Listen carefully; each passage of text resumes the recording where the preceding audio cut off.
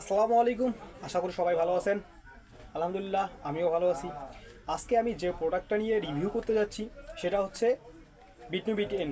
অবশ্যই আপনারা থাম্বনেল দেখে বুঝে গেছেন আজকে আমি কোন টপিক্সের উপর কথা বলবো। এটা হচ্ছে বিটনুবিট এন। এই বিটনুবিট এন এর কার্স কী এবং কেন ব্যবহার করবেন আজকে থাকতেছে এই ভিডিওর মধ্যে। চলেন শুরু করা যাক। এটা হচ্ছে বিটনুবিট এন ক্রিম। এটা হচ্ছে ইন্ডিয়ান একটি প্রোডাক্ট, মাত্র 25 গ্রামের। ঠিক আছে, আপনারা চাইলে বাংলাদেশিটাও ব্যবহার করতে পারেন বা ইন্ডিয়ানটা ব্যবহার করতে পারেন, সেটা আপনার ইচ্ছা। আমি সবসময় বলে থাকি যে আপনি বাংলাদেশের থেকে ইন্ডিয়ান প্রোডাক্টগুলো ইউজ করবেন, কারণ এগুলো হয় অনেক ভালো একটা প্রোডাক্ট। ঠিক আছে,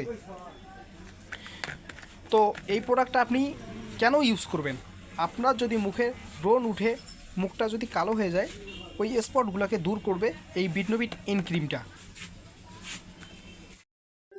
এই যে বিটনুবিট এন ক্রিমটা দেখতেছেন, এটা ইউজ করার আগে আপনার মুখটাতে যাতে কোনো রকম ময়লা না থাকে, এই কারণে আপনি কি করবেন, আপনি ডাব সাবান অথবা ভালো মানের ফেস ওয়াশ দিয়ে মুখটা একবারে পরিষ্কার করে নেবেন।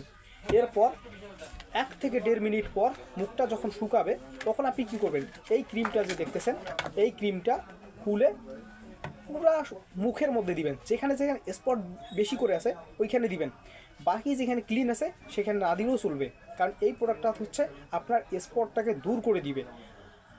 আর অনেকে ভুল সিদ্ধান্ত নিয়ে থাকেন যে এই প্রোডাক্টটা কেউ ফর্সা হওয়ার জন্য ব্যবহার করে থাকে।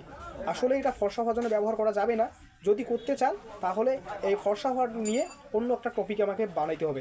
আজকে যেহেতু আমরা ব্রণ কীভাবে যাবে, ব্রণের দাগ কীভাবে যাবে সেই বিষয়ে কথা বলতেছি, তো ওই বিষয়ের মধ্যে থাকি। তো আপনার যখন এই ক্রিমটা পরে দেওয়া হয়ে গেল, দেন আপনি ঘুমায় পড়বেন। সকালে ঘুম থেকে উঠে আপনি যে ফেস ওয়াশটা দিয়ে মুখটা ক্লিন করছিলেন, আবার এইটা উঠার পর ওই ফেস ওয়াশটা দিয়ে ক্লিন করবেন। ক্লিন করার পর আপনি রোদের মধ্যে কখনো যাবেন না। যদি যাইতে হয় তাহলে আপনাকে মুখের মধ্যে কোনো হেজাব পরিধান করতে হবে, নতুবা আপনি দিনের বেলা যে ক্রিমটা ইউজ করেন আপনি ওই ক্রিমটা ইউজ করবেন। আশা করি আপনারা সবাই বুঝে গেছেন। তাহলে আপনি যদি নিত্য নতুন ভিডিও পাইতে ইচ্ছুক থাকেন তাহলে আমাদের পেজটাকে ফলো দিয়ে রাখবেন। ইউটিউব চ্যানেল হলে অবশ্যই সাবস্ক্রাইব করবেন। ধন্যবাদ।